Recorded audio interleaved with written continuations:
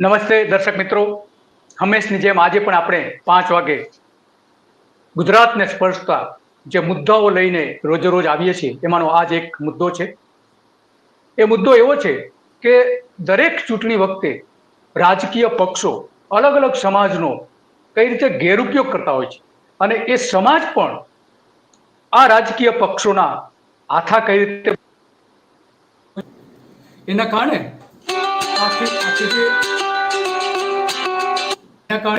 આ જે ગેમ રમાતી હોય છે, પોલિટિકલ ગેમ, એના કારણે લોકોને સહન કરવું પડતું હોય છે. મત મેળવવા માટે તમામ હથકંડા અપનાવતા હોય છે. આપણે જોયું 2019માં પણ આવા જ પ્રકારની ગેમ પ્લાન થયો હતો લોકસભાની ચૂંટણી વખતે. આ 2024ની ચૂંટણીમાં પણ સેમ પ્રોપોગેન્ડા, સેમ પદ્ધતિ, સેમ રીતે લોકોની સાથેની છેતરપિંડી થઈ રહી છે. અને એટલા માટે એની સામે કેટલાક લોકો લડી રહ્યા છે. એમાંના એક જિગીશાબેન પટેલ છે કે જે સત્તાની સામે અવાજ ઉઠાવી રહ્યા છે. અને આપણે જોયું છે કે જિગીશાબેન ઘણા મુદ્દાઓ ઉપર લડતા આવ્યા છે. ખાસ કરીને 2015 થી લઈને આજ સુધી 2017 થી લઈને ઘણા બધા મુદ્દાઓ, ખાસ કરીને પાસ જે હતું અનામત આંદોલનની સાથે જોડાયેલા એ રહ્યા છે. અને એ ઉપરાંતના પણ ઘણા સામાજિક જે ઇસ્યુ છે એમાં, અને ખોડલધામ ટ્રસ્ટ સાથે જોડાયેલા છે, એમાં ટ્રસ્ટી પણ છે. અને એમણે કેટલાક મુદ્દાઓ ઊભા કરેલા છે. એ મુદ્દાઓ શું છે? એમણે એક વિડીયો જે વાયરલ કર્યો હતો, આજે ગુજરાતમાં ચર્ચા પણ છે. દરેક લોકો ચર્ચા કરી રહ્યા છે કે જિગીશાબેનની વાત સાચી છે.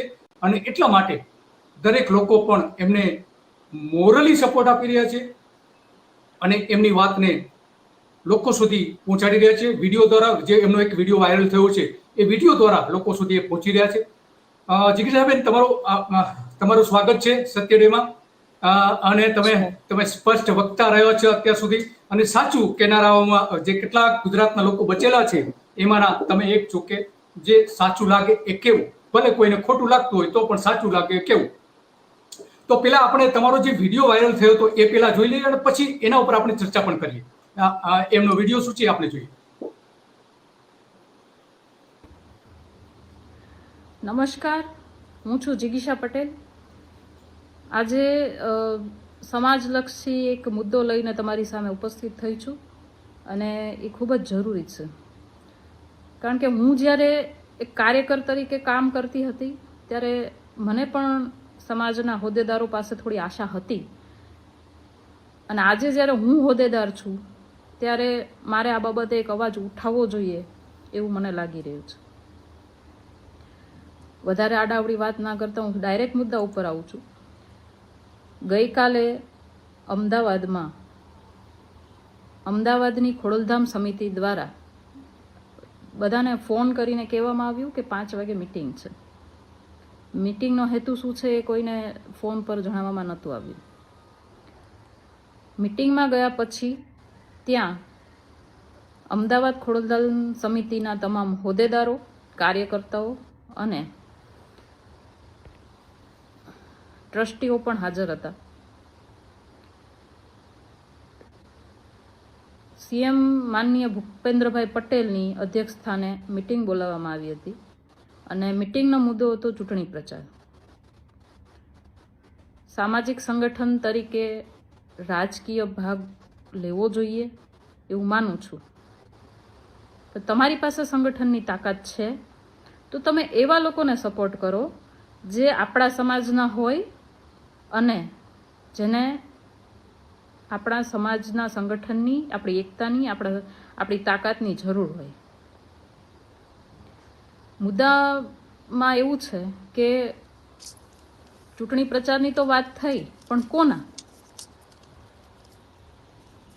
ગાંધીનગરથી લડતા અમિતભાઈ શાહના ચૂંટણી પ્રચારમાં જોડાવા માટે આહવાન કરવામાં આવ્યું. મને બહુ જ શરમ આવી આ વાત સાંભળીને કે સમાજના આગેવાનો જાણે છે 2015ની અંદર આપણા સમાજ સાથે જે કંઈ પણ બન્યું, જે કંઈ પણ લાઠીચાર્જ થયો, માતા બહેનોને ગાળો દીધી, ઘરમાંથી કાઢીને જ્યારે મારતા હતા, 14 છોકરાઓને આપણે શહીદ કરી દીધા. 14 છોકરાઓએ છાતી ઉપર ગોળી ખાધી અને એ બધું જેના કેવાથી થયું છે એના પ્રચાર માટે જવા માટે તમે અમને આહવાન આપો છો? તમારી પાસે આવી ઉમેદ નહોતી. મને બહુ જ શરમ આવે છે. આજે હું જોઉં છું કે ક્ષત્રિય સમાજ એક ટિપ્પણીના લીધે એના પોતાના સમાજ ઉપર આવ્યું, પોતાની બેન દીકરી, પોતાની ઇજ્જત ઉપર આવ્યું, તો એક થઈ ગયો. એ પોતાના સમાજના આગેવાનનું માનવા તૈયાર નથી અને સમાધાન કરવા પણ તૈયાર નથી, ખાલી એક ટિપ્પણીથી. અને આપણે 14 દીકરાઓએ ગોળીઓ ખાધી ને છતાંય આપણે એના પગમાં બેસવાનું, એની ગુલામી કરવાની, અને તમે હોદ્દેદારો થઈને અમને એવું શીખવાડશો?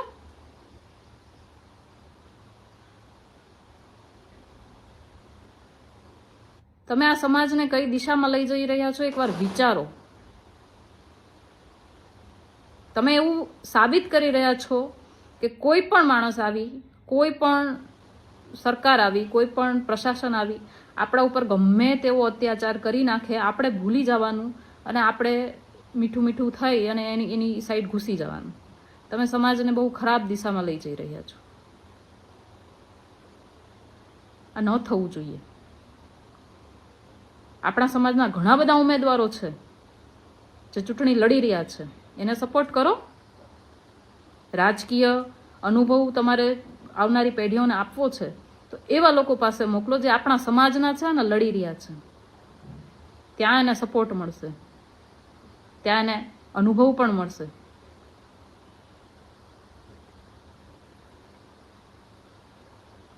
મને ઘણા લોકોએ એવું પણ કહ્યું હતું કે શું વાંધો છે, કદાચ આપણા સમાજના લોકોને મદદ મળતી હોય કોઈ બીજા સમાજના લોકોથી તો જવાય પ્રચારમાં. હા જવાય, નો ડાઉટ જવાય, પણ તમે જુઓ તો ખરા કે તમે કોના પ્રચારમાં મોકલી રહ્યા છો? જે માણસે આપણું ક્યારેય સારું ઈચ્છું જ નથી, જેણે કેશુબાપાથી લઈ અને આનંદીબેન સુધીના તમામ આપણા પાટીવાર આગેવાનોનું રાજકીય કરિયર પૂરું કરી દીધું છે, એને તમે સપોર્ટ કરવા જશો? શું કામ? માત્ર ને માત્ર તમારા રાજકીય સ્વાર્થ માટે જ ને. આજે આટલા અત્યાચારો થયા, આટલા કેસ ચાલે છે છોકરાઓ ઉપર. આજે અમિત શાહને સપોર્ટ કરવા માટેની મીટિંગ તમે જ્યારે કરી આવ્યા હશો ત્યારે એને વાત કરી છે તમે કે અમે તમને આ બધા કેસ પાછા ખેંચી લો, ખોટી રીતે જેને ફસાવ્યા છે એને બધાને બહાર કાઢો, કે ખોટી રીતે જે બધાના કેસ કર્યા છે એ બધું હવે પેકઅપ કરો, શહીદોને ન્યાય આપો, નોકરીઓના વાયદા કર્યા હતા એ આપો, તો અમે પ્રચાર કરવા આવશું, એવી વાત કરી હતી તમે? નહીં. તમે એવી વાત કરીને આવ્યા હશો ત્યાં કે અમે તમારો પ્રચાર કરીએ, અમારા બિઝનેસમાં કંઈ ન થવું જોઈએ, અમને આટલું આટલું આપજો, અમે તમે એમાંથી ભાગ પણ આપીશું, એવી કદાચ વાત કરી હશે તમે. માત્ર ને માત્ર પોતાના સ્વાર્થ માટે તમે એવા માણસોને અમને પ્રચાર માટે મોકલી રહ્યા છો. નરેશભાઈ પટેલ કે જે ખોડલધામના કરતા હરતા છે, એ સમાજ માટે આટલું બધું કરી રહ્યા છે, સમાજને એકત્રિત કરવાનો, સમાજને સંગઠિત કરવાનો, સમાજને તાકાતવર બનાવવા માટે આટલા પ્રયાસ કરી રહ્યા છે. ખોડલધામ સમિતિ અમદાવાદ એ બધા પ્રયાસો ઉપર પાણી ફેરવી રહ્યો હોય ને એવું મને લાગે છે. તમામ હોદ્દેદારોને કહું છું કે એકવાર વિચારો તમે શું કરી રહ્યા છો. સમાજ તમારી ઉપર આંખ બંધ કરીને ભરોસો કરીને બેઠી છે, તો તમે સમાજના એવા ભોળા લોકોનો ઉપયોગ કરી, સંગઠન ભેગું કરી અને તમારા રાજકીય અને ધંધાકીય ફાયદા ઉપાડવાની કોશિશ ન કરો. આજે પરસોત્તમ રૂપાલાને જ જોઈ લો, આખો ક્ષત્રિય સમાજ એની સામે છે, પણ એ સમાજનો ઉપયોગ કરીને ઉપર ગયા. આજે સમાજ એની સાથે નથી. તમારી સાથે પણ ક્યાંક એવું ના થાય.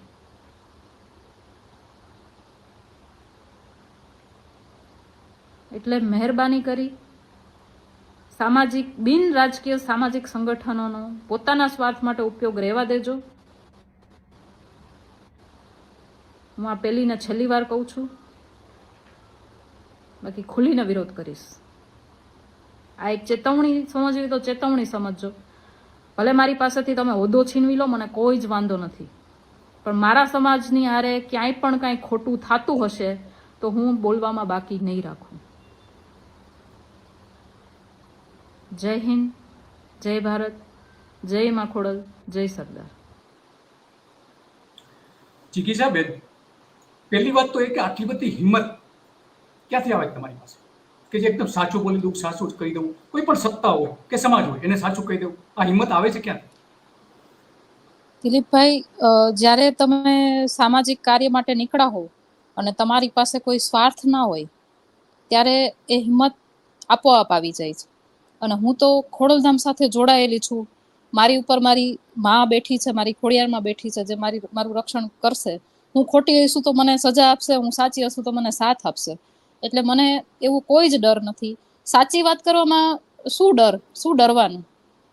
આજે મેં એક સાચો મુદ્દો ઉપાડ્યો છે તો મારા સમાજના આગેવાનો વિરુદ્ધ જ ઉપાડ્યો છે, છતાં પણ આજે સમાજ મારી સાથે છે અને એ વાતની મને ખુશી છે. બરાબર છે. એટલે જે સાચું બોલવું, સાચું તમને લાગે એ સાચું કહી દેવું. પરંતુ આ બધી બાબતો તમે કોઈના ડર વગર કઈ રીતે કહી શકો છો કે આવતીકાલે તમારી સામે ગમે તે થઈ શકે છે? કોઈ પણ લોકો ગમે તે તમારા ઉપર હુમલો પણ કરી શકે છે અને સત્તાનો દુરુપયોગ પણ કરી શકે છે. તો આટલી બધી હિંમત ક્યાંથી આવે છે? મૂળ વાત એ છે.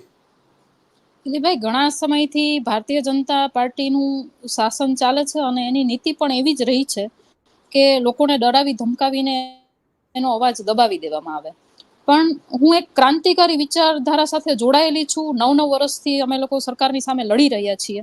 ત્યારે હું એ બધી વસ્તુ મારી નજર સમક્ષ જોઈને બેઠી છું, અનુભવીને બેઠી છું. મને એ વસ્તુનું સમજ નથી પડતી કે આપણે રાજાશાહી દેશમાં જીવીએ છીએ કે લોકશાહી દેશમાં. આજે જ્યારે તમને ડરાવવામાં આવે, ધમકાવવામાં આવે અને તમે ડરીને બેસી જશો, અવાજ નહીં ઉઠાવો, તો લોકશાહી ક્યાં છે? આજે ભારતના જાગૃત નાગરિક તરીકે મારી ફરજમાં આવે છે કે હું જે લોકો મારા સમાજનો ઉપયોગ કરે છે એના વિરુદ્ધ હું બોલું. અને મારા જેવા ઘણા બધા લોકો છે જે બોલવા માટે તૈયાર છે, પણ એ લોકોને કોઈ સ્ટેજ નથી મળતું, એનો અવાજ સાંભળવા માટેનું એની પાસે કોઈ પ્લેટફોર્મ નથી. આજે મારી પાસે છે અને હું આજે એક સમાજની આગેવાન છું અને મારા બી ઘણા બધા સપોર્ટર છે જે મારી ઉપર આશા રાખીને બેઠા છે. મારી ફરજમાં આવે છે, મારે બોલવું જ જોઈએ. બરાબર છે. તમે જે પત્ર લખ્યો 3 દિવસ પહેલા ખોડલધામ સમિતિ અમદાવાદ જિલ્લાના સહકન્વીનર જે છે, કન્વીનર જિલ્લા પ્રકાશ મોરડિયા, તો એ પત્ર લખ્યા પછી તમારો કોઈ સંપર્ક કર્યો છે ખરો કે ભાઈ શું તમારા પ્રશ્નો છે ને સમાજ શું કરવા માંગે છે? તમે મેં હજી પત્ર લખ્યો છે એને 24 કલાક નથી થયા. મેં કાલે જ હજી પત્ર લખીને જાણ કરી હતી અને બહુ ટૂંક સમયની અંદર મને પણ આવું નહોતું કે આટલા ટૂંક સમયની અંદર મારી આ વાત આખા ગુજરાતની અંદર પહોંચી જશે. પણ મને ત્યાંથી હજી સુધી બેઠક કરવા માટે ફોન એક વખત પ્રકાશભાઈ મોરડિયાનો મારા મહિલા કન્વીનર દ્વારા આવ્યો છે. પ્રકાશભાઈ મોરડિયાએ મને કોઈ જાતનો સામેથી કોલ કર્યો નથી, કે જ્યારે એમની પાસે મારા નંબર પણ છે અને એ પોતે પણ મારી સાથે વાત કરી શકે છે. ત્યારે મને પ્રકાશભાઈ સાઈડથી કોઈ જ કોન્ટેક્ટ કરવામાં નથી આવ્યો. પણ હા, મારા મહિલા કન્વીનર, જે હું સહકન્વીનર છું ખોડલધામ અમદાવાદ સમિતિની, અને અમારા જે મહિલા કન્વીનર છે એમનો મને ફોન આવ્યો હતો કે પ્રકાશભાઈ તમારી સાથે બેઠક કરવા માંગે છે. બરાબર છે. હા, આમાં જે તમે એક મહત્વની વાત કરી કે જે લોકોએ ખાસ કરીને અમિત શાહના નામ સાથે તમે કહી રહ્યા છો કે આ જે શહીદો 14 યુવાનોને શહીદ કરી દીધા, એની સાથે બેસવાનું. અમિત શાહ જેવા કે જેને એક સમયે ખાસ એક ઉપનામ આપવામાં આવ્યું હતું અમિત શાહને, અને એના નામે જ આજે પણ લોકો બોલાવે છે. આ જે શહીદ થઈ ગયેલા યુવાનો હતા એના માટે તમે જે અવાજ ઉઠાવ્યો છે, તો એ ત્યાર પછી સરકારને તપાસ કરવા માટે, પોલીસ સામે પગલાં ભરવા માટે વારંવાર માંગણી કરવામાં આવી છે. તો સરકાર કેમ નથી કરતી? તેમ છતાં પાટીદાર સમાજની જે મહત્વની 5 સંસ્થાઓ છે એ સરકારને શા માટે સપોર્ટ આપી રહ્યા છે? ભારતીય જનતા પાર્ટીને શા માટે સપોર્ટ આપી રહ્યા છે? શું કારણ છે એનું? મને એવું લાગે છે કે ક્યાંક ને ક્યાંક એ લોકોનો સ્વાર્થ હોવો જોઈએ. કારણ કે નો ડાઉટ અમે કંઈક એવું મુવમેન્ટ લઈને આગળ વધતા હોઈએ સરકારની વિરુદ્ધમાં અને અમે સંસ્થાઓનો સાથ માગીએ ત્યારે ક્યારેય કોઈ સંસ્થા અમને ના નથી પાડતી, બધા સપોર્ટ કરે છે, નો ડાઉટ. પણ જ્યારે ઇલેક્શનનો માહોલ આવે ત્યારે હંમેશા ભારતીય જનતા પાર્ટીની સાઈડમાં ચડી બેસે છે અને સમાજના યુવાનો આના લીધે ઘણા બધા નિરાશ છે. અને આ આજકાલની વાત નથી, આ ઘણા સમયથી ચાલ્યું આવે છે, ઘણા વર્ષોની ભડાસ છે. અને આજે તો મતલબ એવું થઈ ગયું કે કાયદેસર તમે જુઓ કે સોનલબેન લડે છે, જે અમારા સમાજના નેતા છે, અમારા સમાજની દીકરી છે, કોંગ્રેસમાંથી એ ઉમેદવાર છે. અમારા સમાજના ઉમેદવારને મદદ ન કરવાને બદલે એની સામે ઉભેલા અમિત શાહ, કે જેને અમારા સમાજ ઉપર અત્યાચારો કરવા માટેના ઓર્ડરો આપ્યા હતા, એમને સપોર્ટ કરવાની વાત આવે તો આજે 9 વર્ષથી અમે સરકારની સામે અને ખાસ કરીને અમિત શાહની સામે લડી રહ્યા છીએ. તો આજે મારા જેવા ઘણા બધા યુવાનો છે, યુવતીઓ છે, જેમની લાગણી દુભાણી છે, અને ઘણા બધા પટેલ પરિવારો એવા છે કે જેણે પોતે લાઠીચાર્જ સહન કર્યો છે, જેના છોકરાઓ ઉપર કેસ છે. આજે કેસની કારણે એ લોકો ક્યાંય બહાર ભણવા જવું છે તો ભણવા નથી જઈ શકતા. ઘણી બધી એવી વસ્તુ છે કે નથી કરી શકતા. એમના પોતાના જીવન આમ કહેવાય ને કે એક રોકાઈ ગયા છે. એના જીવનનું હવે એવું એનું ફ્યુચર નથી બનાવી શકે એમ. અને છતાં પણ આજે હજી કોર્ટની તારીખો ભરે છે. એ બાબતે વાત કરવાને બદલે આ ચૂંટણીના સમયે જ્યારે અમારા આગેવાનો ભારતીય જનતા પાર્ટીના આવા નેતાઓની પડખે ઉભા રહે છે ને, ત્યારે અમને બહુ દુઃખની લાગણી અનુભવાય છે. હા, તમે એક જે વાત કરી, વિડીયોમાં જે વાત કરી કે મુખ્યમંત્રીની એક મીટિંગ મળી હતી, તો એ મીટિંગ ક્યાં મળી હતી અને એ મીટિંગમાં કોણ કોણ હાજર હતું? એમાં એવું છે, ખોડલધામના નામે મીટિંગ મળી હતી અમને. હું સહકન્વીનર છું એટલે મને મારા કન્વીનરનો ફોન આવ્યો હતો કે ખોડલધામની એક મીટિંગ રાખવામાં આવી છે દિનેશભાઈ કુંભાણીની ઓફિસે, સિંધુ ભવન જે છે ત્યાં. એટલે મેં પૂછ્યું બી ખરા કે આપણે ચર્ચા કરવાની છે, મુદ્દો શું છે, મીટિંગનો કઈ ઉદ્દેશ્ય હોય, મીટિંગનો કઈ એજન્ડા હોય. દર વખતે અમને કહેવામાં આવે છે, એટલે આ વખતે પણ મેં પૂછ્યું, પણ એ લોકોએ મને ના પાડી કે ના, એ મને ખબર નથી. પણ મને પ્રકાશભાઈનો ફોન આવ્યો હતો કે તમારી ટીમને કહી દેજો, એટલે મેં તમને બધાને ફોન કરી દીધો છે, આપણે 5 વાગે ત્યાં ભેગા થઈશું. મને ખબર હતી. પછી મેં પાછળથી ઇન્કવાયરી કરી તો મને ખબર પડી શેના માટેની મીટિંગ છે એ, એટલે હું નથી જ ગઈ. પણ જ્યારે ત્યાંથી બહાર નીકળીને બીજા બહેનો, જે મારી સાથેના બહેનો છે, એમને મને ફોન કર્યો કે બેન તમે કેમ નહોતા દેખાણા. એટલે મેં પછી મેં પૂછ્યું કે ભાઈ, મેં કીધું મારે અમુક કારણોસર હું નથી આવી શકીને. મેં પૂછ્યું કે મીટિંગનો ઉદ્દેશ્ય શું હતો, શું વાત થઈ. એટલે એ લોકોનું બધાને મને વાત કરી કે બેન કે આવી રીતે ભૂપેન્દ્રભાઈ પટેલ આવ્યા, અમને લોકોને ખબર પણ નહોતી કે આટલી મોટી મીટિંગ છે. અમને ખાલી ખોડલધામની મીટિંગનું કહીને અહીંયા બોલાવવામાં આવ્યા. પછી ભૂપેન્દ્રભાઈ પટેલ પણ હાજર હતા અને એની હાજરીમાં વાત થઈ કે ગાંધીનગરના જેટલા પાટીદાર પરિવારો છે એમના ઘરે ઘરે જઈ ડોર ટુ ડોર આપણે અમિત શાહનો પ્રચાર કરવાનો છે. જ્યારે મારી સાથે જે બીજી બધી બહેનો હતી એને પણ આ બધું અજુગતું લાગ્યું અને એમણે પણ મને વાત કરી કે આવું ના હોવું જોઈએ. અને મને પણ થયું કે આ બહુ આ સમાજ, આ જે સંગઠન છે એ આગેવાનોના લીધે ખોટી દિશામાં જઈ રહ્યો છે. એટલે મેં મારી રીતે એક દિવસ વિચાર્યું શું કરવું શું નહીં. એક બે જે જવાબદાર લોકો હતા એમને ફોન કરીને વાત પણ કરી, પણ મને ત્યાંથી સરખો જવાબ ના મળ્યો. એટલે મને એવું થયું કે નહીં, મારે આના માટે અવાજ ઉઠાવવો જોઈએ. અને મારી પાસે સોશિયલ મીડિયાનું પીઠબળ હતું, એટલે મેં સોશિયલ મીડિયાની અંદર મારો અવાજ ઉઠાવ્યો. તો અમિત શાહને જ્યારે 2015માં આંદોલન થયું અને જીએમડીસી ગ્રાઉન્ડ ઉપર જે અત્યાચારો થયા, એના કારણે ટીવીમાં બધા દ્રશ્યો બતાવવામાં આવ્યા. એ દ્રશ્યો જોયા પછી પાટીદારો ઉશ્કેરાયા અને રોડ પર આવી ગયા.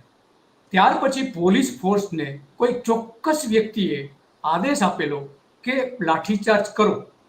આનંદીબેન પટેલ ત્યારે મુખ્યમંત્રી હતા, એમણે એવું કહ્યું હતું કે કોણે આદેશ આપેલો છે મને ખબર નથી.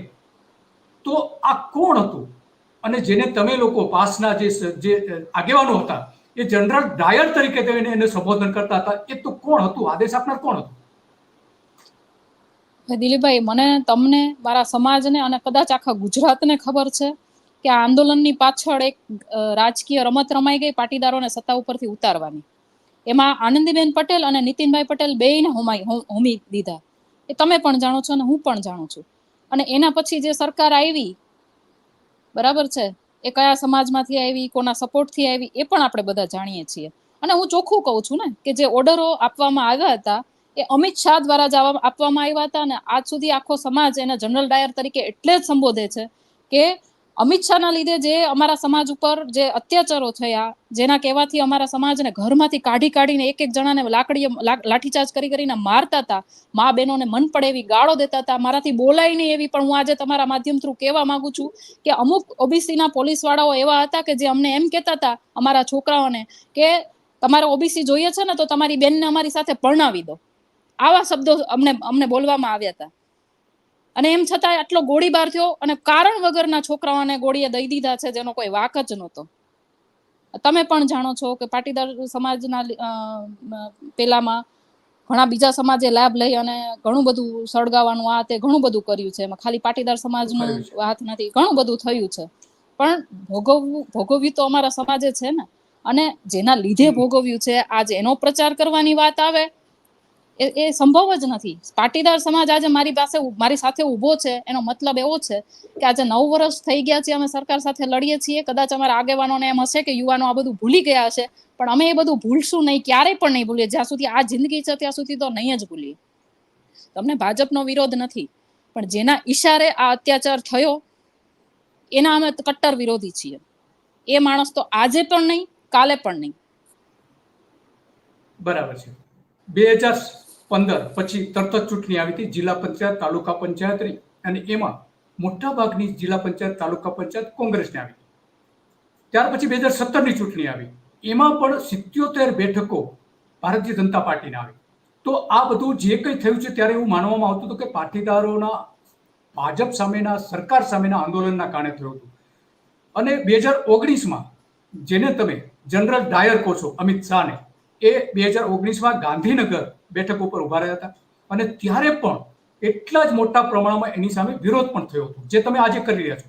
અને ત્યારે તો મોટો સમૂહ હતો એની સામે વિરોધ કરનારો. અત્યારે જે વિરોધ કરનાર છે એ તમારા જેવા 2-4 લોકો જ છે કે જે નિડરતાપૂર્વક એની સામે એ સત્તાને પડકારી રહ્યા છે. 2019માં તો અમિત શાહ માત્ર ને માત્ર ભારતીય જનતા પાર્ટીના રાષ્ટ્રીય પ્રમુખ હતા. આજે એક ગૃહપ્રધાન છે, કેન્દ્રના ગૃહપ્રધાન છે. એની સામે બોલનારાઓ કેટલા? 2, 4, 5, 6, 7, 8, 10 પાટીદાર આગેવાનો. એ ઉપરાંતના બીજા કોણ બોલી રહ્યા છે? તો એ બધો સહકાર મેળવવા માટે હવે પછીનું તમારું શું પગલું હોઈ શકે છે કે આ બધાને સાથે કરીને, અથવા તો અમિત શાહ સામે રજૂઆતો કરીને કે ભાઈ પેલા અમારા પાટીદાર યુવાનોને ગોળીએ દીધા છે, અમારી મહિલાઓ સાથે જે તમે અત્યાચાર કર્યો છે એમાં પેલા અમને ન્યાય આપો, પછી મતની વાત કરો. તો આવા સહકાર આપનારા કેટલા છે અત્યારે તમારી સાથે? જો દિલીપભાઈ, મેં પહેલા પણ કહ્યું અને અત્યારે પણ કહું છું કે જ્યારે મેં વિડીયો મારા ફેસબુકના માધ્યમથી સોશિયલ મીડિયામાં લાઈવ કર્યો, એ પછી મને કન્ટિન્યુઅસ ફોન ચાલુ છે કે બેન તમે જે કરો છો ને એ બરાબર કરો છો. મારી પાસે એટલું બધું પીઠબળ છે લોકોનું, બરાબર.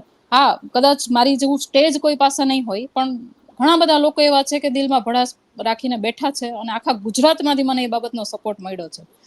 જો જરૂર પડશે મારા સમાજના આગેવાનો, જે હું આજે કહું છું, તમને એક નોંધ કરું છું કે હું આખી ખોડલધામ સમિતિ ગુજરાતનું તમને અહીંયા નથી ઉલ્લેખ કરતી. હું અત્યારે માત્ર ને માત્ર ખોડલધામ સમિતિ અમદાવાદના જે પગલું ભર્યું છે, એટલે અમદાવાદની સમિતિ માટે જ મેં આ અવાજ ઉઠાવ્યો છે અને નરેશભાઈ સુધી પહોંચાડ્યો છે કે તમારે આના માટે કંઈક પગલું લેવું જોઈએ, બરાબર છે. અને જો મને ત્યાંથી કોઈ જાતનો એવો કોઈ સારો રિસ્પોન્સ નહીં આવે અને આમનેમ ચાલતું રહેશે, તો મારી સાથે ઘણા એવા લોકો છે જે અમિત શાહના વિરોધમાં પ્રચાર માટે ઉતરવા તૈયાર છે. અચ્છા. કારણ કે સામે મારા સમાજની બેન ઊભી છે, સોનલબેન પટેલ. હું એને પણ સપોર્ટ કરી શકું એમ છું, બરાબર. પણ કદાચ મારા સમાજની બેન ના પણ ઊભી હોત ને, તો હું મારા ગાંધીનગરમાં રહેલા તમામ પાટીદાર પરિવારોના ઘરે ઘરે જઈ અને અમિત શાહે આપણા પાટીદારો ઉપર કેવો અત્યાચાર ગુજાર્યો છે ને એ યાદ કરાવી અને એના વિરુદ્ધમાં હું પ્રચાર કરીશ. બરાબર. હા, 2019માં જિજ્ઞાસાબેન આવું થયું હતું. 2019માં અમિત શાહને હરાવવા માટે અમેરિકાથી પાટીદારોએ સહકાર તમને આપ્યો હતો અને ત્યાં એક સંગઠન બનાવવામાં આવ્યું હતું 15 લોકોનું. એ સંગઠને ગાંધીનગરમાં અમિત શાહને હરાવવા માટે જે મદદ જોઈએ, આર્થિક મદદથી લઈને એની સામે કેટલાક અપક્ષ ઉમેદવારો પણ ઉભા રાખવામાં આવ્યા હતા. અને એક મોટું આંદોલન માત્ર ગુજરાત નહીં, ભારત અને ભારતની બહાર પણ 2019માં હતું. તો એના પરિણામો શું આવ્યા? લોકોએ તો અમિત શાહને મત આપ્યો, તો લોકોને સમજાવવા માટે તમે શું કરવા માંગો છો? આપણા દર્શકો, જિજ્ઞાસાબેન, આપણા દર્શકો તમારી વાતને વારંવાર સમર્થન આપી રહ્યા છે. 8 થી 10 લોકો અત્યાર સુધી એને લાઈવમાં કોમેન્ટ કરી છે અને મોટાભાગના તમને સપોર્ટ આપી રહ્યા છે. એ બધા લોકોનો હું આભાર માનું છું કે હજી એ લોકોના મનમાં જેવી મારા મનમાં જેવી લાગણી છે પાટીદાર સમાજ માટે, અને જે લોકોએ આપણી ઉપર અત્યાચાર કર્યો છે એના માટે જે ધૃણા છે એ જાળવી રાખી છે, અને આવીને આવી જાળવી રાખજો, કારણ કે આપણા સમાજ માટે શું સારું છે શું ખરાબ છે એ આપણે જ નક્કી કરવાનું છે. તો વાત એ હતી કે 2019ની ચૂંટણીમાં આ એક મોટો માહોલ હતો. અમેરિકાથી લઈને ભારતથી બહારની બહાર ઘણા બધા દેશોમાંથી તમને સમર્થન મળ્યું હતું. તો આ વખતે એવું કોઈ સમર્થન મેળવવા માટેના કોઈ પ્રયત્ન કરી રહ્યા છે ખરા? દિલીપભાઈ, હજી મેં કીધું, મેં જ્યારે આ બધું વિડીયો જ્યારે પોસ્ટ કર્યો એને 24 કલાક નથી થઈ, છતાં પણ આખા ગુજરાતમાંથી મને સમર્થન છે, અને બહારથી પણ મને કોન્ટેક્ટ કરવાની કોશિશો થઈ રહી છે. મને એક બે ફોન પણ આવ્યા છે. એટલે ચોક્કસ હું કંઈ પણ એવી નીતિ તૈયાર કરીશું તો આપને જાણ કરીશ. બરાબર છે. એટલે એનું તમે પ્લાનિંગ તો કરી જ રહ્યા છો કે કઈ રીતનું આગળ વધવું તે. બીજી એક વાત જિજ્ઞાસાબેન એ છે કે આ જે પાટીદારોની સંસ્થાઓ જે છે, મહત્વની સંસ્થાઓ કહેવાય, તમામ પ્રકારના જે અલગ અલગ શાખાઓ છે પાટીદારોની, એ તમામ શાખાઓ અત્યારે આપણે જોઈએ છીએ તો એક જ પક્ષ તરફી હોય એવું લાગી રહ્યું છે. આપણે વારંવાર જોઈએ છીએ, એમાં ખાસ કરીને ભારતીય જનતા પાર્ટી સાથે. તો આવું કેમ? ખોડલધામ જોઈએ, સિદ્ધસર જોઈએ, ઊંઝા જોઈએ, સુરત જોઈએ કે બીજી કોઈ પણ સંસ્થાઓ છે, અમદાવાદ પણ જુઓ તમે, અને અમદાવાદની 4-5 સંસ્થાઓ છે એ મોટા ભાગના ભારતીય જનતા પાર્ટીએ એના પર કબજો જમાવી દીધો છે. આવું કેમ સમાજના લોકો રાજકીય વ્યક્તિઓનું નેતૃત્વ સ્વીકારીને તમે જે કહ્યું છે કે એને પગે લાગી રહ્યા છે, આવું કેમ થઈ રહ્યું છે?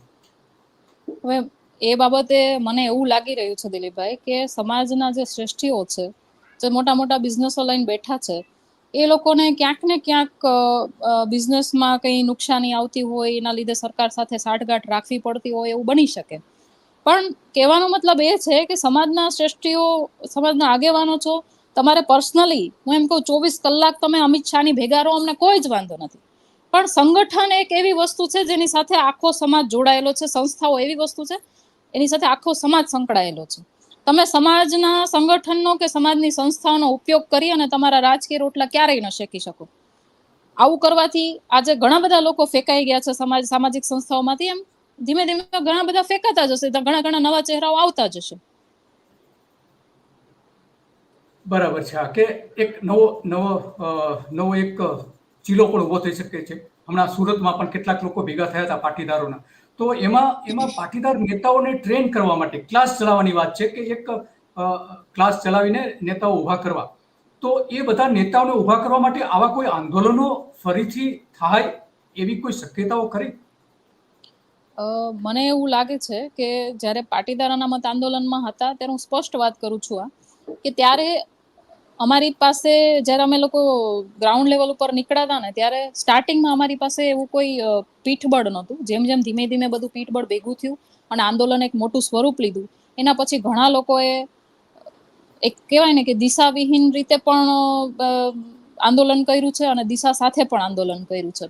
હવે જ્યારે આંદોલન પતી ગયું અને એક કહેવાય ને જે ક્રાંતિકારી વિચારધારા જે અમારી હતી એ હવે બધાના માઇન્ડમાં જ્યારે ડેવલપ થઈ ગઈ, ત્યારે આ એક વિચારધારાને રાજકીય રીતે આગળ વધારી અને અમારા સમાજના જેટલા પણ લોકો આગળ વધતા હોય રાજકીય રીતે એને ટ્રેન કરવા એ અમારી ફરજમાં આવે છે. જે લોકો પણ આ બધું કરે છે એના સમર્થનમાં છું. બરાબર છે. એટલે એક નેતાઓ પણ ઊભા થઈ શકે છે. આમાં બીજી વાત, આખી જે તમે મુવમેન્ટને અને વિડીયોની જે બધી વાત આપણે જોઈએ તો ભાજપ તરફથી જે અન્યાય થયો છે એની વાત કરી રહ્યા છો. તો આવો જ અન્યાય 1985માં માધવસિંહ સોલંકીની સરકાર હતી, કોંગ્રેસની સરકાર હતી, ત્યારે પણ પાટીદારો સાથે થયો હતો, અને ત્યાર પછી એક આખી સામાજિક ક્રાંતિ થઈ અને એમાં એ લોકોએ કોંગ્રેસને ટેકો આપ્યો અને કોંગ્રેસથી વિમુખ થઈને, વચ્ચે કપાઈ ગયું, કોંગ્રેસથી વિમુખ થઈને આ જ પાટીદાર સમાજે, પાટીદારના લોકોએ, એના નેતાઓએ કોંગ્રેસથી અલગ થઈને ભારતીય જનતા પાર્ટીને મજબૂત કરી અને 95માં, એટલે કે બરાબર 10 વર્ષની મુવમેન્ટ પછી ભારતીય જનતા પાર્ટીની સરકાર બનાવી. તો પહેલી સરકાર બની એને કેશુભાઈ પટેલની સરકાર બની, એને ઉથલાવી દેવામાં આવી. ત્યાર પછી આનંદીબેન, કેશુભાઈની સરકાર 2 વખત ઉથલાવી દેવામાં આવી અને આનંદીબેન પટેલને પણ એ જ રીતે ઉથલાવી દેવામાં આવ્યા. અને આ બધાની કાવતરાની પાછળ નરેન્દ્ર મોદી અને અમિત શાહ હતા એવું ઘણા બધા લોકો કહી રહ્યા છે. તો આ બધું જે મુવમેન્ટ ચાલી રહી છે એ મુવમેન્ટમાં ભારતીય જનતા પાર્ટીએ પાટીદારોને મહત્વના હોદ્દાઓ આપવા જોઈએ, એના બદલે આ જ સરકારોને એમણે ઉથલાવી છે. અને હવે જે કંઈ સરકારમાં અત્યારે મુખ્યમંત્રી બનાયા છે એ પણ એક પપેટ તરીકે જ પણ વર્તી રહ્યા હોય એવું લાગી રહ્યું છે. તો આ બધું કેમ થઈ રહ્યું છે? શા માટે આ બે જ જેને એક ચોક્કસ નામથી લોકો ઓળખે છે આ બંને નેતાઓને, તો આ કેમ કરી રહ્યા છે આવું?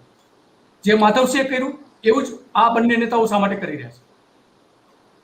હવે તમે જે રીતે વાત કરો છો, માધવસિંહ સોલંકીની સરકાર વખતે જે પાટીદારો ઉપર જે કંઈ થયું એના પછી પાટીદારોમાં એટલી હિંમત હતી કે આખી સરકારને ઉથલી શકે, બરાબર છે. તો આજે પણ એ પાટીદાર સમાજ એ જ છે, પણ ક્યાંક ને ક્યાંક અમને આગેવાનોનું પીઠબળ જે જોતું હતું, અમે જે આશા રાખીને બેઠા હતા એ ક્યાંક ને ક્યાંક ડગતી હતી.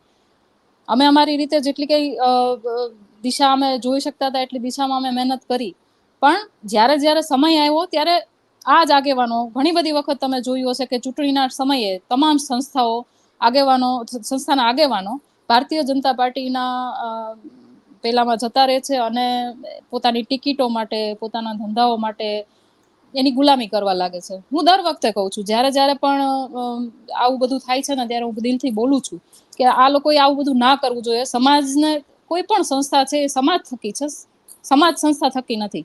એટલે જ્યારે જ્યારે સમાજને જરૂર પડે ત્યારે સમાજની સાથે ઊભા રહેશો ને તો આજે કોઈ પણ સરકાર હશે, હું એમ કહું છું ભાજપ હોય, કોંગ્રેસ હોય કે એના સિવાયની કોઈ પણ બીજી સરકાર હશે, એને પટેલો સાથે સાઠગાંઠ રાખીને રહેવું પડશે. કારણ કે પાટીદાર સમાજનું ગુજરાતમાં પ્રભુત્વ જ બહુ મોટું છે, તમે પણ જાણો છો. એટલે આના માટે હું ખરેખર અમારા સમાજના આગેવાનો અને જે કહેવાય ને બિઝનેસમેન જે છે, જે અમને આર્થિક રીતે સહાય કરતા હોય, એ લોકોને હું ઠપકો આપવા માંગુ છું કે જો એ લોકો ધારે, અમે ગ્રાઉન્ડ લેવલના જે માણસો છીએ એ અમે અમારી રીતે લડાઈ આપી રહ્યા છીએ. અમારા આગેવાનોનો જે લડાઈ તો સપોર્ટ અમને, હા, જે સપોર્ટ અમને મળવો જોઈએ થાય તો અમારા વતી સરકાર સાથે વાત કરવા કોણ બેસે? તો એવા લોકો છે જેની ઉપર અમે વિશ્વાસ રાખીને એમને મોકલ્યા હોય અને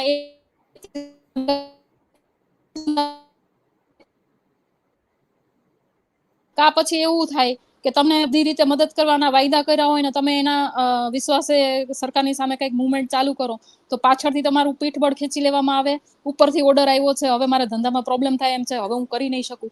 એ વસ્તુ મને સમજાતી નથી. તમે એવા તો શું, હું એમ કહું છું કે સમાજ માટે કદાચ 4-5 લોકોને બલિદાન આપી દેવું પડે ધંધાકીય રીતે તો આપી દેવું જોઈએ, કારણ કે સમાજ પહેલા. આજે તમારી પાસે પૈસા છે, તમારી પાસે સમાજમાં માન સન્માન છે, તો એ સમાજ થકી છે, તમે તમારી રીતે નથી કર્યું.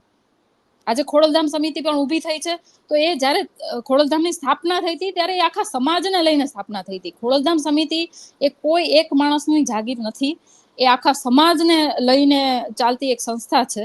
એટલે જે 2-4 જણાના હાથમાં, હું અમદાવાદની વાત કરું અત્યારે તો, કે જે 2-4 જણાના હાથમાં એનું હેન્ડલિંગ છે, એ 2-4 જણાને બદલાવાની જરૂર છે, જેથી કરીને જે બીજું સંગઠન છે, પાછળનું જે સંગઠન છે, કાર્યકર્તા વાળું સંગઠન છે, એ પ્રોપર વર્ક કરી શકે સમાજ માટે. કારણ કે આમાં થાય છે એવું કે તમે એટલી સમાજને સંગઠિત કરવાની, સમાજને તાકાતવર બનાવવા માટેની એટલી મહેનત કરતા હોય અને ટાઈમ આવે ત્યારે એ જ બધા કાર્યકર્તાઓનો ઉપયોગ કરી અને સમાજના શ્રેષ્ઠીઓ ભારતીય જનતા પાર્ટીના નેતાઓને સારું બનવા માટે કે હા જો મારી પાસે આટલું બધું સંગઠન છે, તમે મને ટિકિટ આપજો તો હું મારા સમાજને કહીશ તમને ભારતીય જનતા પાર્ટીને જીતાડે. આ બધું કરવાની જરૂર જ નથી. આજે મેં તમને કીધું એમ પરસોત્તમ રૂપાલાએ જ્યારે સમાજનો ઉપયોગ કર્યો, આજે સમાજ એની સાથે નથી, કારણ કે ઓળખી ગયો છે સમાજ. જ્યારે સમાજને જરૂર હતી ને ત્યારે એ લોકો ભારતીય જનતા પાર્ટીમાં બેઠા હતા, છતાં પણ એ ભાજપ સરકારની સામે હાથ નથી ચીંધી શક્યા કે તમે અમારા સમાજ સાથે આ બધું ખોટું કર્યું છે, આ બધું બંધ કરો, એવું એ નથી કહી શક્યા. તો આજે એને જરૂર છે, તો આજે સમાજ એની સાથે નથી. અને આવો જ હાલ જો આવું ને આવું ચાલતું રહેશે તો આવો જ હાલ બધા નેતાઓનો થવાનો છે. હા, જે રીતે હાલ કરવામાં આવી હતી, પરસોત્તમ રૂપાલાનું તમે ઉદાહરણ આપ્યું, પછી સૌરભ પટેલ કે જે પાટીદારના આગેવાન કહેવાતા હતા, ડોક્ટર વલ્લભ પટેલ છે, દિલીપ સંઘાણી છે, નીતિન પટેલ છે, અને ડોક્ટર AK પટેલ કે જે હમણાં જ નરેન્દ્ર મોદી એમને મળવા પણ ગયા હતા, એની પણ ખરાબ હાલત કરી નાખી હતી. કેશુભાઈ પટેલથી લઈને આવા અનેક એવા પાટીદાર આગેવાનો છે, ગોરધન ઝડપિયા જુઓ, તો આવા અનેક નેતાઓ છે કે જે નરેન્દ્ર મોદી સામે બગાવત કરાયું હતું, અને એ બગાવત પછી આ તમામ નેતાઓને ઓછામાં ઓછા આજે આંદોલન ચાલતું હતું ત્યારે આવા 100 પાટીદાર નેતાઓની એક યાદી જાહેર થઈ હતી, અને એમાં આ જે નેતાઓ છે ભારતીય જનતા પાર્ટીના અત્યારના જે નેતાઓ છે એમણે આ 100 પાટીદાર નેતાઓને ખતમ કરી દીધા હતા. છતાં પણ આજે આ નેતાઓ કેમ એમની સાથે છે? કેમ આ જ પક્ષે આ જે પાટીદારોની સંસ્થાઓ છે એના પર કેમ કબજો લઈ લીધો છે? કારણ શું છે એનું? મને એ તો સમજાતું નથી. એટલા માટે તો મેં આ લેટર લખીને એ પ્રશ્નો પૂછવાની કોશિશ કરી છે કે મારે સમજવું છે કે તમારા માટે ભારતીય જનતા પાર્ટીના એવા નેતાઓ વધારે છે કે જેણે સમાજ ઉપર આટલો અત્યાચાર કર્યો છે, અને કે પછી અમે અમારા જેવા કાર્યકર્તાઓ કે જે દિવસ રાત મહેનત કરીને તમને મોટા કરવામાં મદદ કરે છે? તમારા માટે જરૂરી કોણ છે? હા, વાત સાચી છે તમારી. તો આપણે આ જોઈએ છીએ કે આ એ જ નેતાઓ છે કે જે તમે જે કહી રહ્યા છો એ પ્રમાણે કેશુભાઈ પટેલ સાથે પણ કર્યું હતું. આ જ નેતાઓએ મુંબઈ ખાસ માણસો મોકલીને કેશુભાઈને સત્તા પરથી ઉખેડી નાખવા માટે અમિત શાહે 1200 નેતાઓને પત્રો લખ્યા હતા. સીધી રીતે નહીં, આડકરી રીતે. કેટલાક લોકોનો એમાં એને ઉપયોગ પણ કર્યો હતો. મુંબઈથી આની પત્રિકાઓ છાપવામાં આવી હતી, અને મુંબઈથી લઈને છેક અમદાવાદ સુધી દરેક રેલવે સ્ટેશન ઉપર એ પત્રો નાખવામાં આવ્યા હતા. આ 1200 લોકો, 1200 નેતાઓ, ભારતીય જનતા પાર્ટીના આખા દેશના નેતાઓ એ પત્ર આપવામાં આવ્યો હતો, અને એના કારણે દરેક નેતાના મનમાં એવું ઠસાવી દેવામાં આવ્યું હતું કે કેશુભાઈ પટેલ નકામા છે. આ શા માટે કરવામાં આવ્યું હતું? સત્તા મેળવવા માટે? મુખ્યપ્રધાન બનવા માટે? વડાપ્રધાન બનવા માટે? એનું આ કાવતરાનો એક ભાગ હોઈ શકે એવું તમે માનો છો? હા, સ્પષ્ટપણે માનું છું. ખાલી કેશુભાઈ પટેલ જ નહીં, ગુજરાતની અંદર જેમ પાટીદારોનું વર્ચસ્વ પૂરું કર્યું એવી રીતે દિલ્હીમાં પણ ઘણા બધા નેતાઓનો રાજકીય ભોગ લઈને સત્તા હાસિલ કરી છે, અને આખો દેશ જાણે છે. બરાબર. તો તેમ છતાં પણ તમારી સાથે જે એક સમય આંદોલનમાં હતા એવા ઘણા બધા નેતાઓ આજે અલગ અલગ રાજકીય પાર્ટીઓમાં જોડાઈ ગયા છે, અને જેની સામે આંદોલન હતું એ ભારતીય જનતા પાર્ટીમાં પણ કેટલાક નેતાઓ જોડાયા છે. એ શા માટે એમની સાથે ગયા છે? હવે એ તો તમે જાણો છો કે ભારતીય જનતા પાર્ટીનો એક પ્રોપોગેન્ડા રહ્યો છે કે જે માણસ નડે છે એને તમે નડો. એટલે માણસ ક્યારેક તો કંટાળીને તમારી સાઈડ, તમારી ગુલામી કરવા માટે પ્રેરિત થશે જ. અને જ્યારે પણ આંદોલનના જે કોઈ પણ નેતા જ્યારે પણ ભારતીય જનતા પાર્ટી સાથે જોડાણા હશે ને દિલીપભાઈ, ત્યારે સૌથી પહેલો વિરોધ મારો નોંધાણો હશે. મેં ખુલીને વિરોધ કર્યો હશે. અને એવું નથી, હશે, ચલો એનો કોઈ વાંધો નથી, પરંતુ જ્યારે એ લોકોને જરૂર પડી છે ને ત્યારે હું એક સામાજિક માણસ છું, હું રાજકીય માણસ નથી. મને ભાજપ સાથે કોઈ વાંધો નથી કે એની સાથે કોઈ લેવા દેવા પણ નથી. એવી રીતે મને કોંગ્રેસ કે બીજી અન્ય કોઈ પાર્ટી સાથે પણ કોઈ વાંધો નથી, કોઈ લેવા દેવા નથી. લાસ્ટ ટાઈમ મેં વિધાનસભાની ઇલેક્શન વખતે પાટીદાર અનામત આંદોલન એટલે કે પાસ સમિતિમાંથી પાટીદારોના છોકરા છોકરીઓ જ્યાંથી પણ ઊભા હતા, ભાજપ, કોંગ્રેસ, આપ જ્યાંથી પણ ઊભા હતા, ત્યાં એમને સમર્થન કરવા માટે મારાથી જ્યાં પહોંચાણું છે ત્યાં હું પહોંચી છું. અમને ભાજપ સાથે કોઈ જ વાંધો નથી. વાંધો અમને ખાલી એક જ માણસ સામે છે, અને એ છે અમિત શાહ. શું કામ? કારણ કે એના ઓર્ડરથી અમે આ બધું ભોગ્યું છે, અને હજી અમારા ઘણા બધા એવા છોકરાઓ છે કે જે હાલની તારીખમાં કોર્ટના કેસ ભરીને ધક્કા ખાઈને એના પોતાનું ફ્યુચર ખતમ કરી દીધું છે. અને આ સવાલો મારા આગેવાનો પાસે એટલા માટે જ છે કે તમે આજે તમારી સંસ્થાના માધ્યમથી અમિત શાહનો સપોર્ટ કરવા માટે, અમિત શાહનો પ્રચાર, પાટીદારોના ઘરે જઈને પ્રચાર કરવા માટેનું કહો છો, તો તમને ક્યારે એ વિચાર આવે છે કે અમે શું પાટીદારોના ઘરે જઈને શું કહેવાનું અમારે? કે અમિત શાહ કે જેના ઓર્ડરથી આપણા છોકરાઓ 14 શહીદ થઈ ગયા, એને તમે પાછા જીતાડો, એને સત્તામાં લાવો એટલે એ પાછો આપણી ઉપર આ જ બધું કરે, એ કહીને અમારે પ્રચાર કરવાનો? આપણે બહુ દુઃખ થાય છે. પોલીસ જે અત્યાચાર કર્યો હતો તો એની અત્યાર સુધી તપાસ કેમ ન થઈ? શા માટે તપાસ ન થઈ? આટલો બધો પાટીદારો સપોર્ટ આપી રહ્યા છે ભારતીય જનતા પાર્ટીને, તો એની તપાસ કેમ ન થઈ? મેં એના માટે પણ કદાચ દોઢ વર્ષ જેવું થયું હતો. હવે જ્યારે સરકારના ઈશારે આ બધું ચાલતું હોય, પોલીસ પ્રશાસન જ્યારે સરકારના ઈશારે ચાલતી હોય, અને એને ખુલ્લી છૂટ જ આપી દીધી હતી. છૂટ એટલે કેવી છૂટ કે જ્યારે હિન્દુ મુસ્લિમના ઝઘડા થયા અને એ ટાઈમે જ્યારે મોમેડિયનો ઉપર જે કહેવાય ને કે તમારાથી થાય કરી લો, પછી અમે બેઠા છીએ, એવી છૂટ પાટીદારો ઉપર દમન ગુજારવા માટેની એક રાતની હતી, એ તમે પણ જાણો છો. અમે કોઈ એવા આતંકવાદી નહોતા. અમે અમારા સમાજ માટે એક હકની માંગણી લઈને નીકળ્યા હતા, પણ અમારી સાથે આતંકવાદી જેવું વર્તન કરવામાં આવ્યું હતું. એટલે કહેવાનો મતલબ એવો છે કે એવા માણસોને જે પોલીસ પ્રશાસન છે, ગોળીઓથી અમારા દીકરાઓ શહીદ થયા છે, એવા લોકોને સરકારના ઈશારે પ્રમોશન પણ આપવામાં આવ્યું છે. અને એના માટે મેં 1-1.5 વર્ષ પહેલા અવાજ પણ ઉપાડ્યો હતો. મારી પાસે એની પણ આખી ફાઇલ છે. ક્યારેક આપણે એ બાબતે પણ ચર્ચા કરીશું દિલીપભાઈ. હું તમને એ પણ ડિટેલ્સ બધી આપીશ. આજે જ્યારે સરકારના સેવાથી આ બધું થયું હોય ત્યારે પોલીસ પ્રશાસન બીક વગર, કોઈ પણ ડર વગર એને પ્રમોશન આપ્યું, એટલે તમે સમજી શકો છો કે સરકાર માટે એને બહુ સારું કામ કર્યું હતું, એટલે એને પ્રમોશન મળી ગયું. બરાબર. તો આ બધાની વાતની વચ્ચે જ્યારે નરેન્દ્ર મોદી વડાપ્રધાન થયા અને અમેરિકા ગયા, ત્યારે અમેરિકાના લોકોએ ત્યાં રજૂઆત કરી હતી, ખાસ કરીને પાટીદારોએ ભેગા થઈને, કે અમારા ઉપર જે અત્યાચારો, અમારા સમાજ ઉપર જે અત્યાચારો કરવામાં આવ્યા છે ગુજરાતમાં, એની તમે તપાસ કરાવડાવો. ત્યારે નરેન્દ્ર મોદીએ ખાતરી આપી હતી કે હું આની તપાસ કરાવડાવીશ. એ ખાતરીના અમલ એમણે આજ સુધી કર્યો નથી, અને એનો પણ રોષ છે આજે. હા છે, અમને એવા ઘણા બધા રોષ છે. જ્યારે તપાસની ખાતરી આપી હતી, એવી રીતે અમારા જે 14 ભાઈઓ જે શહીદ થઈ ગયા છે, એમના પરિવારને મદદ કરવા માટે, એમના પરિવારને એના કોઈ સભ્યને નોકરી આપવા માટેની પણ વાત કરવામાં આવી હતી. અને હું એ જ સમજવા માંગુ છું કે જ્યારે આજે આ બધી પણ આગેવાનો એ ચૂંટણીના સમયે એમના પગમાં બેસે છે, ત્યારે મને એવું થાય, હું દીકરી તરીકે, પાટીદાર સમાજમાંથી હું દીકરી તરીકે હું આ બધા સવાલો મીડિયાના માધ્યમથી અમિત શાહને કે નરેન્દ્ર મોદીને પૂછી શકતી હોય, તો તમારામાં ત્રેવડ નથી કે તમે એને ચૂંટણી માટે તમારી સાથે મીટિંગ કરે ત્યારે તમે એને બોલી શકો કે ભાઈ અમારા આ બધા પ્રશ્નો હજી ઊભા છે, એનું તમારે શું કરવાનું છે? એટલું તો તમે બોલી શકો ને. તમારા એવા તો કયા કાંડ છે કે જે ભારતીય જનતા પાર્ટીના હાથમાં છે કે જેનાથી તમે ડરો છો કે આ લોકો બહાર પાડશે તો આપણે પતી જશું? એવા તમારા કેવા એવા તો કાંડ છે કે તમારે સમાજને મૂકી અને એ લોકોની ગુલામી કરવી પડે છે? અરે કદાચ હું આ માધ્યમથી એ કહેવા માંગુ છું કે કદાચ ગમે એવા કાંડ હશે ને, સમાજ તમને માફ કરી દેશે. તમે એક વખત અમારો સાથ આપીને એમની સામે પડો. આપણા સમાજમાં એટલી તાકાત છે કે આપણે કોઈ પણ સરકારને હલાવી શકીએ.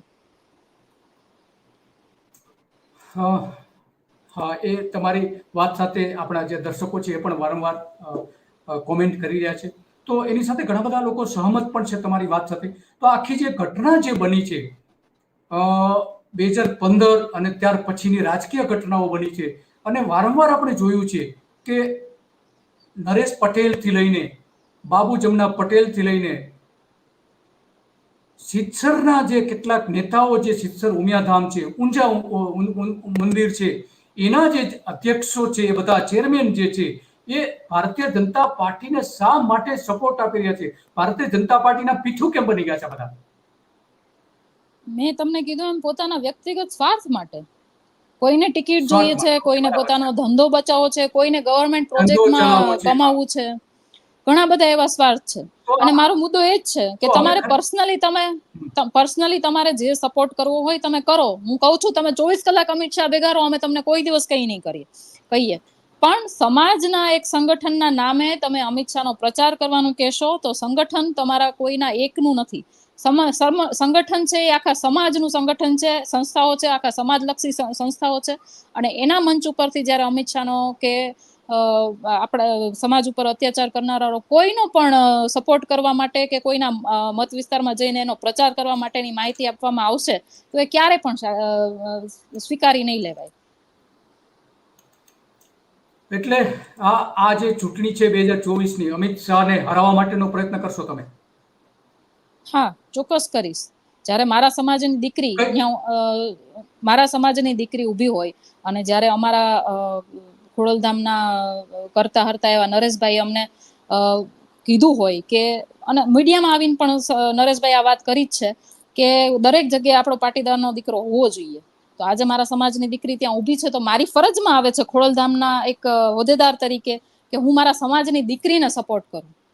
નહીં કે મારા સમાજ ઉપર અત્યાચાર કરનારા એ રાક્ષસોને હું સપોર્ટ કરું, એવું તો હું ક્યારેય પણ નહીં કરું. કદાચ મારા સમાજનું સામેના પક્ષથી મારા સમાજનું કોઈ નહીં પણ ઊભું હોય તો પણ હું એ માણસ માટે તો હું ત્યાં એવો પ્રચાર કરીશ કે મારા સમાજના લોકોને હું અવેર કરીશ કે ભાઈ આ એ જ માણસ છે જેણે આપણા સમાજના લોકો ઉપર આટલો અત્યાચાર કર્યો હતો, આટલા લાઠીચાર્જ કર્યા હતા, મા બેન દીકરીઓએ ગાળો ખાધી હતી, ઇવન આપણા 14 દીકરાઓ જેના લીધે શહીદ થઈ ગયા છે એમને તો વોટ ના જ આપતા. હું આટલો પ્રચાર તો જરૂર કરીશ. પાટીદારના કેટલાક નેતાઓ એવો આરોપ પણ મૂકે છે કે અમિત શાહ જે કંઈ અત્યારે ફંડ ભેગું કરી રહ્યા છે એ પાટીદારોને ધમકાવીને દબાવીને આ ફંડ ભેગું કરી રહ્યા છે. એ સાથે તમે સહમત છો?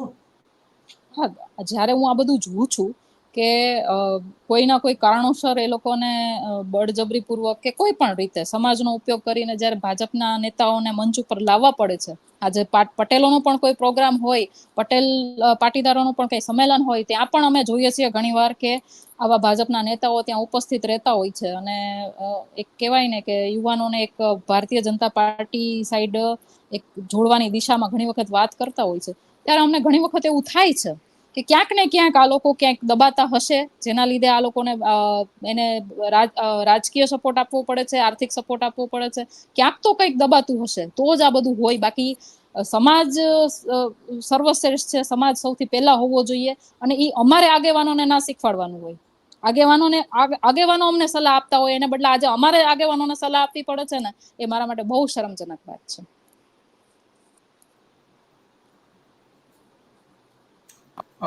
નેટના પ્રોબ્લેમ છે, ઇન્ટરનેટના, એના કારણે સંપર્ક કપાઈ ગયો છે. તો આજે જે જિગીશાબેને વાત કરી એણે પોતાના અનુભવના આધારે વાત કરી છે અને ખાસ કરીને એમનું કહેવું એવું છે કે જે વ્યક્તિએ એના સમાજ ઉપર અત્યાચાર કર્યો છે એની સાથે તો એ ક્યારેય નહીં રહે, એવું એમનું સ્પષ્ટપણે એમનું કહેવું છે. અને એટલા માટે કદાચ આજે ઘણા બધા લોકો એમને સપોર્ટ પણ આપી રહ્યા છે જિગીશાબેનને કે તમે આગળ વધો, અમે તમારી સાથે છીએ. તો આ આખી એક જો મુવમેન્ટ ચાલી છે એ મુવમેન્ટમાં કદાચ ભારતીય જનતા પાર્ટીને નુકસાન પણ મોટું થઈ શકે છે, રાજકીય રીતે નુકસાન થઈ શકે છે અને એમાં કેટલાક ઉમેદવારો હારે પણ તો નવાય નહીં. કારણ કે આજે ઓછામાં ઓછા 10 જેટલી બેઠકો એવી છે ભારતીય જનતા પાર્ટીની કે જ્યાં મુશ્કેલીમાં છે, એની સામે ટફ ફાઇટ મળી રહી છે આ 10 બેઠકો ઉપર અને ભાજપનો આંતરિક વિખવાદ પણ છે આ 10 બેઠકો ઉપર. અને એટલા માટે એમની સાથે આજે આ 10 બેઠકો પર એમની સાથે આજે કોઈ મોટા પ્રમાણમાં લોકો જોડાતા હોય એવું લાગતું નથી. આંતરિક વિખવાદો એટલા મોટા પ્રમાણમાં છે, મારામારી થઈ છે, મારામારી થઈ રહી છે ભારતીય જનતા પાર્ટીના કાર્યકરોની વચ્ચે. અમરેલીમાં આપણે જોયું છે કે ત્યાં ભારતીય જનતા પાર્ટીના જે ઝંડાઓ હતા એ ઝંડામાં લગાવેલો દંડો હતો, એ દંડાથી ત્યાં એકબીજા ઉપર હુમલાઓ થયા હતા અને ઘણા બધા લોકો ઘવાયા હતા. આજે એની એક ઓડિયો ક્લિપ પણ વાયરલ થઈ છે કે એ શું પરિસ્થિતિ આખી ઊભી થઈ હતી. તો આ તમામ બાબતોમાં સ્પષ્ટપણે એવું દેખાઈ રહ્યું છે કે આજે ભારતીય જનતા પાર્ટી સામે ચોક્કસ પ્રકારના સમાજ, ચોક્કસ પ્રકારના લોકો નારાજ છે અને એ નારાજગીનું કારણ ઘણી બધી જગ્યાએ જોવા મળી રહ્યું છે અને એને જે કંટ્રોલ કરવો જોઈએ એ કંટ્રોલ કરવામાં ભારતીય જનતા પાર્ટીના પ્રદેશ પ્રમુખ CR પાટીલ સફળ રહેતા હોય એવું નથી લાગી રહ્યું. અને એટલા માટે કદાચ બની શકે કે નરેન્દ્ર મોદીએ આ બધા જ બાબતોમાં પોતાના પાસે કંટ્રોલ રાખવો પડશે તો જ એ અત્યારે જે વિખવાદો છે અને જ્યાં હારવાની શક્યતાઓ ઊભી થઈ ગઈ છે તો એમાં બની શકે છે. આપણે જોયું કે 2017માં જ્યારે અમિત શાહે ગુજરાતનો હવાલો સંભાળ્યો હતો ત્યારે એમણે એવું કહ્યું હતું કે 150 બેઠકો હું લાવીશ, પરંતુ એની સામે 2017માં આ જ પાટીદાર સમાજ હતો કે જેની સામે વિરોધમાં હતો અને એમણે 50% ઓછી સીટો આપી હતી, 99 ઉપર લાવીને મૂકી દીધા હતા. અમિત શાહે જાહેરાત કરી હતી કે 150 બેઠકો અમે લાવીશું, પરંતુ એને આ જ પાટીદાર નેતાઓએ, પાટીદાર લોકોએ બતાવી દીધું હતું કે 50% બેઠકો ઓછી આપી હતી, 99 બેઠકો પર લાવી દીધી હતી. તો આ વખતે જિગીશાબેન, આ વખતે ગાંધીનગરમાં આવી પરિસ્થિતિ ઊભી કરશો તમે? હા, 100% કરીશું. જ્યાં સુધી મને ખબર છે ત્યાં સુધી, અને કાલે જે મેં વિડીયો મૂક્યો એના પછી મને જે સમાજનો જે સપોર્ટ મળ્યો એના પછી મને એટલી તો ખબર છે કે હું અને મારા જેવા ઘણા બધા લોકો એવા છે કે જે ગ્રાઉન્ડ ઉપર ઉતરી અને અમિત શાહના વિરોધમાં પ્રચાર કરીશું. પછી કદાચ સંસ્થાઓને અમારી પાસેથી રાજીનામા માગી લેવા પડે તો પણ ભલે અમે આપી દેવા તૈયાર છે. બાકી અમિત શાહ માટે તો અમે મુશ્કેલી ઊભી કરી શકીએ એટલી ક્ષમતા ધરાવીએ છીએ.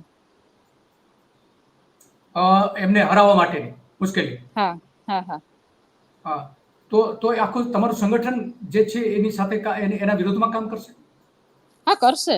ઇવન હું તમને ત્યાં સુધી કહું છું, મારી પાસે ઘણા કાર્યકર્તાઓ એવા છે જે બીજેપીની અંદર જોડાયેલા છે, મારા પાટીદાર સમાજના છે, અને બીજેપીની અંદર પણ એ લોકોને મહત્વ નથી મળતું. ઘણા વર્ષોથી જે લોકો એની અંદર કામ કરી રહ્યા છે એ લોકોને ત્યાં પણ મહત્વ નથી મળતું. એવા પણ ઘણા લોકોનો મને ફોન આવ્યો છે કે બેન, તમને જ્યારે પણ જરૂર પડે ને તમે જ્યાં કહેશો ને ત્યાં અમે હાજર છીએ, એવું અમે ત્યાં આવીને લડશું.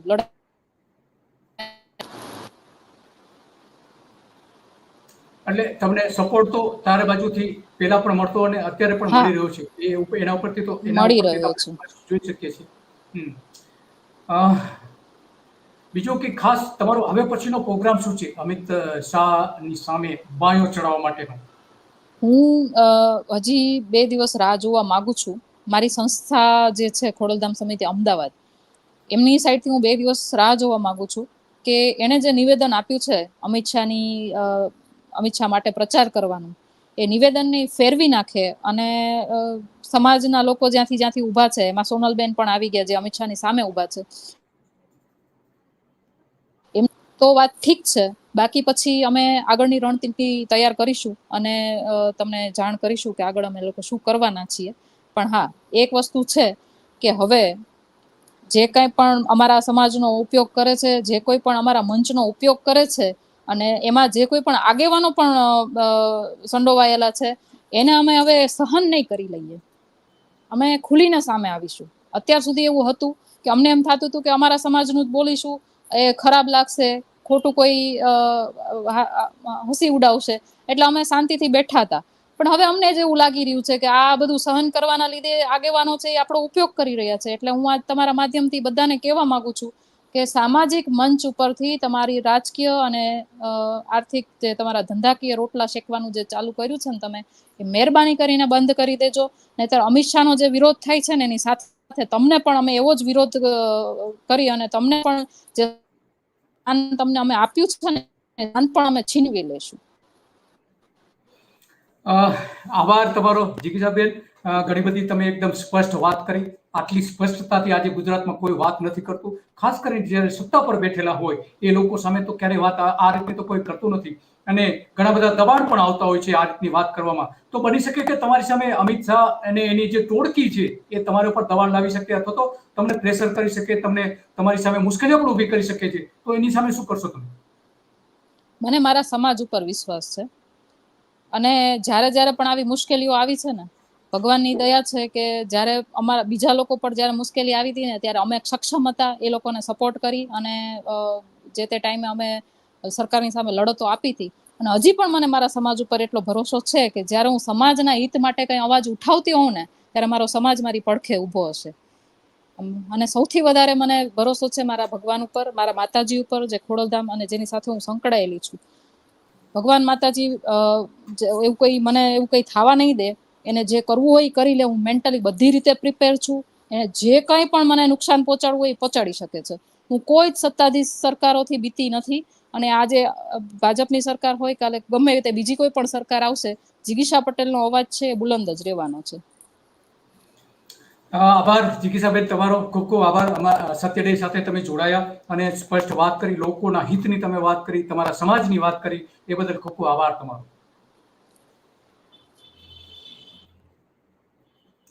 તો આ હતા જિગીષાબેન કે જે સ્પષ્ટ રીતે કહી રહ્યા છે કે એ કોઈ પણ રીતે કોઈ પણ સત્તાથી ગભરાશે નહીં, ભલે અમિત શાહ હોય કે કોઈ પણ હોય, એની સામે લડત એની ચાલુ રાખશે. અને આગામી સમયમાં એ શું કરવા માંગે છે એની વ્યૂહરચના બનાવવા માંગે છે. એ પેલા ખોડલધામ સંસ્થા છે અમદાવાદની, એ એમની સાથે શું ચર્ચા કરે છે, એમને શું રિપ્લાય આપે છે, એના જે પ્રશ્નો છે એ પ્રશ્નોનું સમાધાન કઈ રીતે લાવે છે એ એના ઉપર ડિપેન્ડ રહે છે. પણ જિગીષાબેનની જે વાત છે એની સાથે મોટાભાગના લોકો આપણે જે આમાં જોઈ રહ્યા છે કે સહમત છે કે જે લોકોએ, જે નેતાએ, અમિત શાહ જેવા નેતાએ આ જ સમાજ ઉપર લાઠીચાર્જ કરવાનો, ગોળીઓ મારવાનો આદેશ કર્યો હોય એવું એ લોકો કહી રહ્યા છે.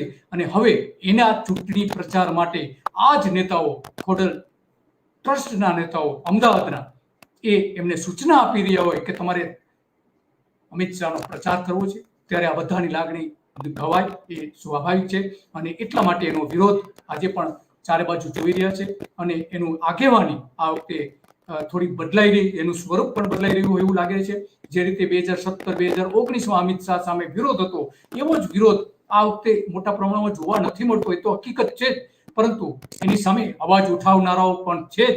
અને એટલા માટે સૌથી આ બધી જ બાબતોમાં શરમજનક જો કોઈ બાબત હોય તો આ પાટીદાર સંસ્થાઓ માટેની છે, કે જે પોતાની સંસ્થા, પોતાના સમાજ પર જે લોકોએ અત્યાચારો કર્યા છે એને શરણે જઈને બેઠા છે, એના પાય વંદન કરી રહ્યા છે, એને હાર પહેરાવી રહ્યા છે. નરેશ પટેલ પણ એમાં આવી જાય છે, બાબુ જમના પટેલ પણ એમાં આવી જાય છે, ઊંઝા અને સિત્સર પણ આવી જાય છે. એમાં આ તમામ સંસ્થાઓ એમાં આવી જાય છે.